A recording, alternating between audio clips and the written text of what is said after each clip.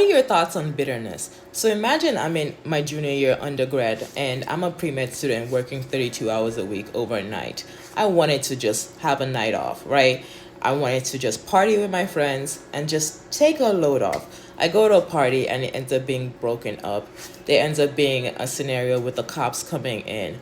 I actually end up being kind of relatively assaulted by the cops and arrested. They end up charging me with I forgot the name of the charge, but they drive me close to the police station. I see them looking me up and they see nothing on my record, and they end up driving back on campus and dropping me off in the middle of the night and telling me to walk home. And I remember this so I was so funny. I was like, the next time I get hanged up, it better be in the bedroom. Oh my god, that made the cops so mad, and they wanted to take me to jail just because I said that because I was being petty. Oh my goodness. But imagine how you would feel in that situation. I was extremely angry. I was extremely bitter. In fact, I remember at some point I ended up finding my friends later. I called my father. My father yelled at me like, why were you there in the first place?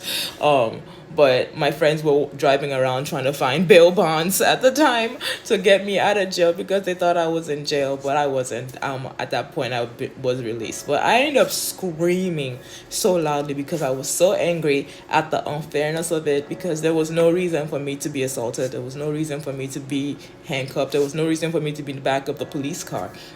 And there was no reason for me to get an unjust charge. I was so angry. And I remember at that time, that was one of the moments where I was that my anger turned to bitterness. And if given the chance, I would say I would have definitely done something incredibly evil to basically curse the entire St. Paul Police Department because I was that angry. But because how God showed me justice quickly, I learned that it was important to let go of bitterness and let God fight your battles. My father actually had legal insurance in that time, so I was able to get an excellent lawyer.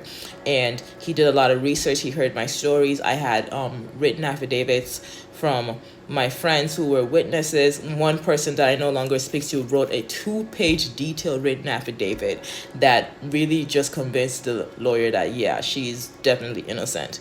And I don't know what happened in the background, but they dropped the charge. And I remember sitting outside sitting outside the courthouse just waiting to be called in. And they were like, "What are you doing there? They dropped the charge."